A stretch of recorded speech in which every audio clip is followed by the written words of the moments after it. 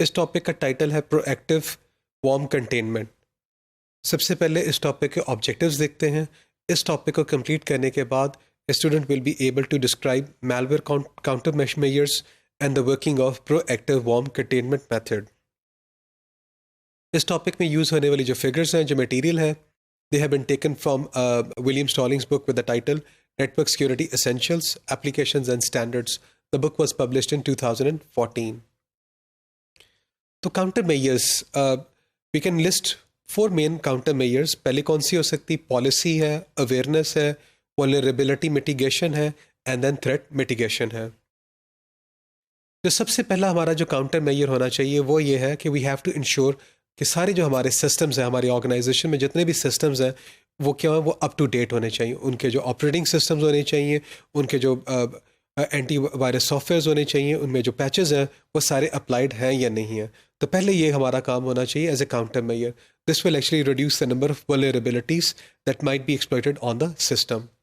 जो हमारी second approach होनी चाहिए वो ये होनी चाहिए कि हमारे जो सिस्टम्स हैं उनके ऊपर, हमारे जो सिस्टम्स, हमारे जो डेटा है हमारे पास, उसके ऊपर हम क्या करें, एक्सेस कंट्रोल्स अप्लाई कर दें। इस एक्सेस कंट्रोल्स अप्लाई करने से क्या होगा, हर यूज़र के पास हर डेटा, हर सिस्टम को एक्सेस करने की इजाज़त नहीं होगी। This is the way to reduce the number of files that any user can access. अगर एक यूज़र एक्सेस करता है और वो इन्फेक्ट कर देता है तो वो क्या करता है, वो सारी फाइल्स को एक्सेस नहीं कर सकेगा। जो थर्ड अप्रोच होनी चाहिए वो ये होनी चाहिए कि हम क्या करें, हम अपने यूज़र्स को क्या करें, उनमें अवेयरनेस पैदा करें, उन्हें ट्रेन करें। This is another counter measure. अगर तो प्रिवेंशन फेल हो जाती है तो जो मैलवेयर के काउंटर के जो अप्रोचेस हैं वो क्या क्या हैं, then the technical mechanisms can be use to support the following threat mitigation options. Number 1, आप डिटेक्शन करें। Determine that the infection has occurred. पहली बात तो डिटेक्शन करें, फिर उस स्पेसिफिक मैलवेयर को आइडेंटिफाई करें। अगर जब आप उसे आइडेंटिफाई कर चुके हैं तो remove all the traces of the malware virus from all the infected systems, ताकि वो फर्दर अपने आप को स्प्रेड ना कर सके। अब हम देखते हैं जो रिक्वायरमेंट्स चाहिए हमें एक इफेक्टिव मैलवेयर काउंटर मेजर में। जब आपने एक सॉफ्टवेयर डेवलप करना है for effective malware counter measures, उसकी कुछ रिक्वायरमेंट्स हैं। पहली रिक्वायरमेंट क्या है, वो जनरलिटी है। इसमें क्या होगा, the approach taken should be able to handle a wide variety of attacks. वो सिर्फ एक लिमिटेड अटैक्स के लिए नहीं होना चाहिए, वो एक वाइड वैरायटी ऑफ अटैक्स के लिए होना चाहिए। तो हमारी जो सेकंड अप्रोच, सेकंड जो रिक्वायरमेंट है वो है टाइमलीनेस है। The approach should respond quickly so as to limit the number of infected programs or systems and the consequent activity. अगर तो इन्फेक्शन हो जाती है तो हमारा जो सिस्टम होना चाहिए, हमारा जो सॉफ्टवेयर होना चाहिए, उसको वेरी क्विकली शुड रिस्पॉन्ड और उसके ऊपर कंट्रोल करने की कोशिश करनी चाहिए। फिर हमारे जो थर्ड रिक्वायरमेंट है वो है रेजिलियंसी है। The approach should be resistant to evasion techniques. ये नहीं होना चाहिए कि आपका जो वॉर्म है, जो मैलवेयर है, वो अपने आप को क्या करे, ऐसे करे कि वो डिटेक्ट ही ना हो पाए। तो आपका जो अप्रोच होनी चाहिए वो रेजिस्टेंस टू एवेजन होनी चाहिए। हमारा जो फोर्थ जो रिक्वायरमेंट है हमारे इफेक्टिव मैलवेयर काउंटर मेजर की, वो क्या होनी चाहिए, minimal denial of service cost. आपकी जो अप्रोच होनी चाहिए, अगर तो एक सिस्टम के ऊपर अटैक हो जाता है तो आपकी जो अप्रोच होनी चाहिए ऐसी नहीं होनी चाहिए कि वो आपकी जो सर्विसेज है उनको बिठा दे। तो वो क्या करे, उनकी जो डिनाइल ऑफ सर्विस की जो कॉस्ट है वो मिनिमल कर देनी चाहिए। तो it should work in A such a manner ताकि उसकी सर्विसेज सिग्निफिकेंटली डिस्टर्ब ना हो। फिर हमारी जो नेक्स्ट रिक्वायरमेंट है वो है ट्रांसपेरेंसी।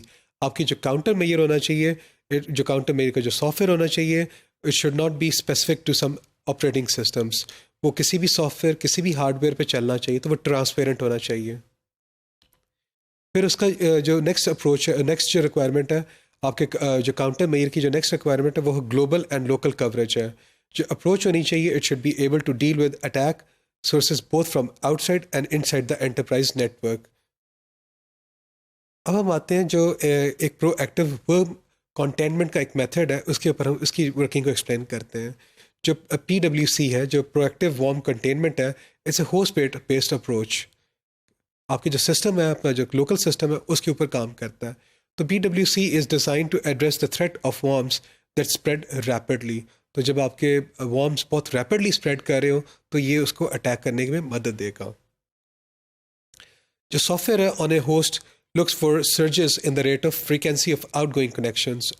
तो जो आपका एक सिस्टम है, एक होस्ट है, एक कंप्यूटर है, उसके ऊपर जब ये सॉफ्टवेयर चलेगा तो वो क्या देखेगा कि क्या फ्रीक्वेंसी है, rate of frequency of outgoing connections है, वो कितने आपका जो सिस्टम है वो कितनी आउटगोइंग कनेक्शंस एस्टैब्लिश करने की कोशिश कर रहा है, and the diversity of the connections to remote host, और रिमोट होस्ट की जो डाइवर्सिटी है उसको भी देखेगा।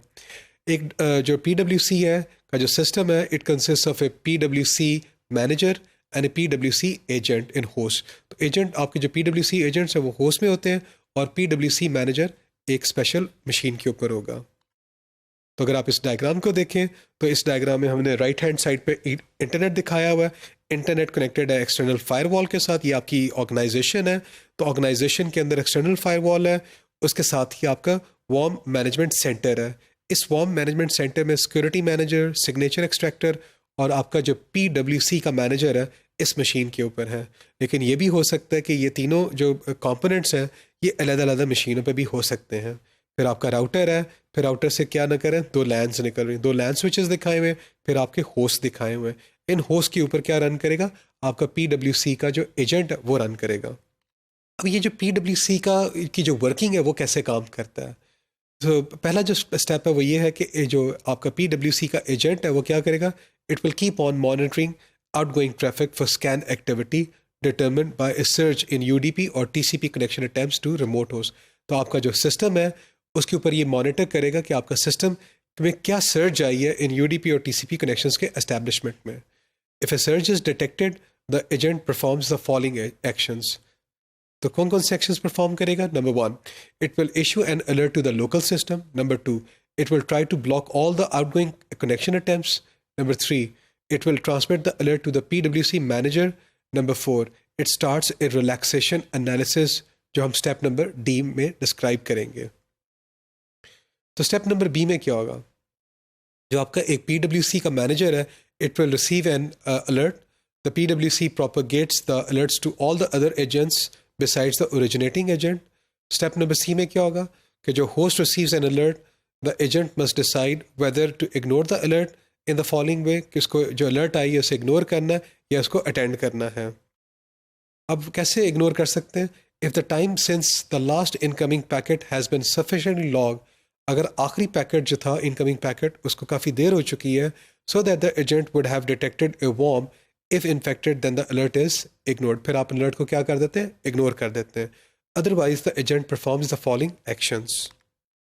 Number 1, he will block all the outgoing connection attempts from the specific alerting port, and then he will start a relaxation analysis। Step D में अब हम relaxation analysis को की जो वर्किंग है उसको डिस्क्राइब करते हैं। एक एजेंट क्या करता है, monitors the outgoing activity for a fixed window of time to see if outgoing connections exceed a threshold. If so, blockage is continued. Relaxation analysis is performed for another window of time. So this process continues until the outgoing connection rate drops below a threshold at which the agent removes the block, or otherwise the agent isolates the host and reports to the PWC manager। तो इस topic में हम लोगों ने जो malware के counters measures होते हैं उनको स्टडी किया, and then towards the end of the topic हम लोगों ने प्रोएक्टिव जो वॉर्म कंटेनमेंट का मेथड है उसकी वर्किंग को डिस्क्राइब किया है।